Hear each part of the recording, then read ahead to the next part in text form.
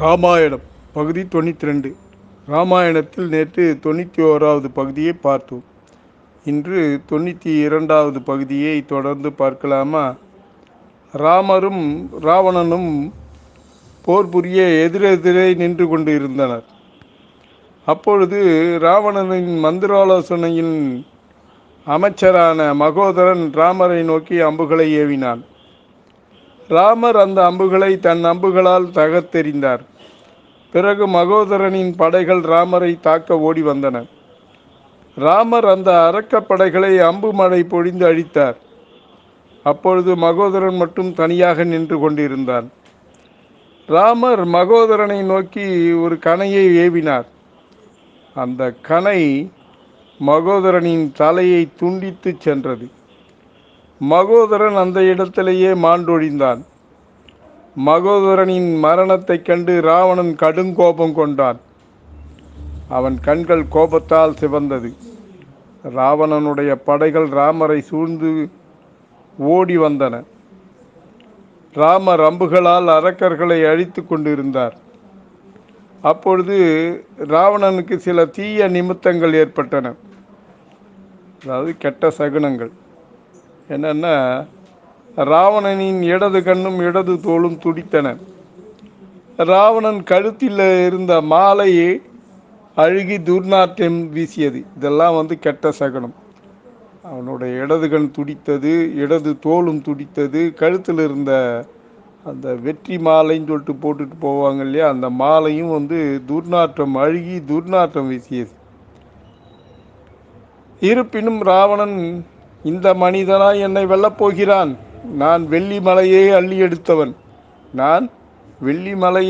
எடுத்தவன், இந்திரனை வென்றவன் என கூறி முழக்கமிட்டான். ராவணன் இந்த ராமனை நான் புழுவை நசுக்குவது போல் நசுக்கி கொள்வேன் என கர்ஜனை செய்தார். உடனே ராவணன் ராமரை நோக்கி 1000 அம்புகளை ஏவினான். அந்த அம்புகள் ராமர் இருந்த இடத்தையே மறைத்து விட்டது. இதை பார்த்த வானரங்கள் அஞ்சி நடுங்கினர். விண்ணுலகத்தவரும் இதை கண்டு அஞ்சி நடுங்கினர். ராவணன் தன் தேரை விண்ணிலும் மண்ணிலும் சுழன்று சுற்றினான்.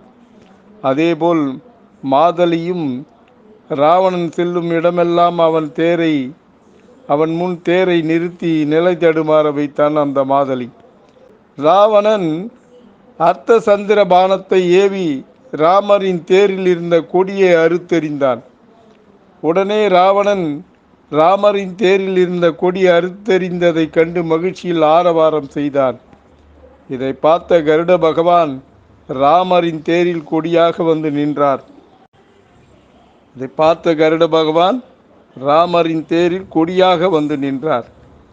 பிறகு ராமர் ஒரு சிறந்த கணையை ஏவி ராவணனின் தேரில் இருந்த வீணை கொடியை அறுத்தெறிந்தார்.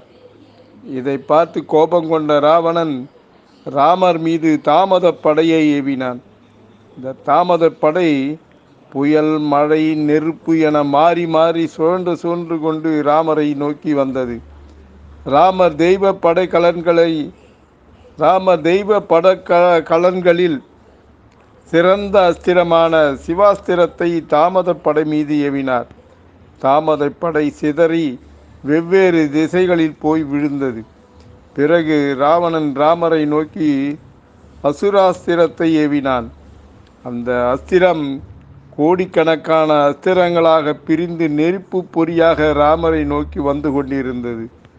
ராமர் அசுராஸ்திரத்தை அக்னி கணையால் நொடி பொழுதில் பொடியாக்கினார். ராவணன் மறுபடியும் மண்டோதரியின் தந்தையுமான ராவணனின் மாமன் மயன் கொடுத்த ஒரு சிறந்த அஸ்திரத்தை ராமர் மீது ஏவினான்.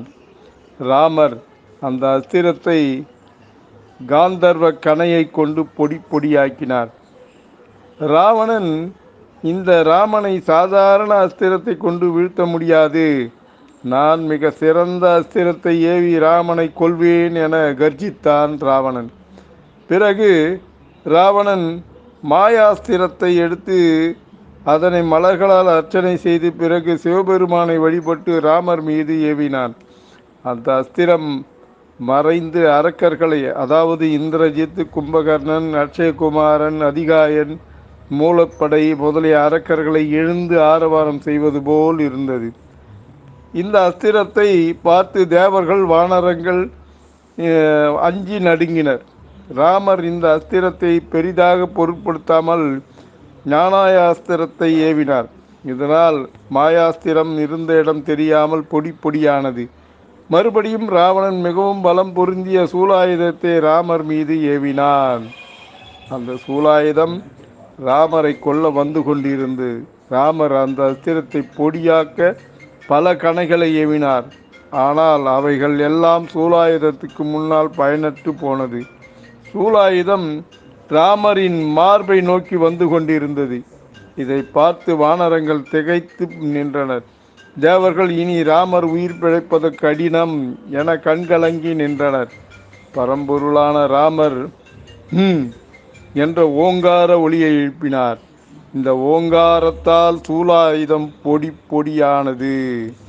பொடி பொடியாகி இருந்த இடம் தெரியாமல் போய்விட்டது. இதை பார்த்த ராவணனும் ஆச்சரியமடைந்தான். சக்தி வாய்ந்த சூலாயுதம் ஒரு சாதாரண மனிதனால் அழிந்து விட்டதை நினைத்து அதிர்ச்சி அடைந்தான். இவன் என்ன சிவபெருமானா? அப்படி இருந்தால் இவனுக்கு 3 கண்களும் நீலமேகம் போன்ற நிறமுடைய மேனியும் இருக்க வேண்டுமே. அதனால் இவன் சிவபெருமான் இல்லை. சிவன் இல்லை என்றால் பிரம்மதேவனா? பிரம்மதேவனாக இருந்தால் 4 முகங்களும் 8 கண்களும் இருக்க வேண்டுமல்லவா? அதனால் இவன் பிரம்மதேவனும் இல்லை. பிரம்மதேவன் இல்லை என்றால் இவன் என்ன திருமாலா? திருமாலாக இருந்தால் இவன் கையில் சங்கும் சக்கரம் இருக்க வேண்டுமல்லவா? அதனால் இவன் திருமாலும் இல்லை. நான் பல காலம் தவமிருந்து முயன்று பெற்ற வரங்களை எல்லாம் அழித்து விட்டானே இந்த ராமன். இவன் தெய்வ பிறவியாக இல்லாத போது தவம் செய்யும் முனிவனாக இருப்பானா? அப்படி இவன் தவமுனியாக இருந்திருந்தால் இந்த இளம் வயதில் இவ்வளவு வலிமைகளை பெற இயலாதே இவனால். இந்த உலகத்தையே அழிக்கக்கூடிய இந்த சூலாயுதத்தை ஓங்காரம் ஓசையை கொண்டு அழித்து விட்டான். இந்த சூலாயுதத்தை ஓங்கார ஓசையை கொண்டே அழித்து விட்டானே இந்த ராமன். அப்படியென்றால் விபீஷ்ணன் கூறியது உண்மைதானோ? இவன் பரம்பொருளேதான். விபீஷ்ணன் கூறியதை நான் இப்பொழுது உணர்கிறேன். இவன் யாராக இருந்தால் எனக்கென்ன? அந்த பரம்பொருளாக இருந்தால்தான் எனக்கென்ன? இவனை வெல்லாமல் நான் பின்வாங்க மாட்டேன் என எண்ணினான் ராவணன். பிறகு ராவணன் அரக்கர்கள் நிரம்பிய நிருதி படையை ஏவினான். ராமர் நிருதி படையை கருட படை கொண்டு அழித்தார். பிறகு ராமர் ஒரு சிறந்த கணையை ராவன் மீது ஏவினார். அந்த கணை ராவணனின் கழுத்தை அறுத்து சென்றது. ராவணனின் நிலை என்னானது என்று நாளைய பகுதியில் பார்க்கலாமா? ஹரே ராம ஹரே ராம ராம ராம ஹரே ஹரே. ஜெய் ஸ்ரீராம்.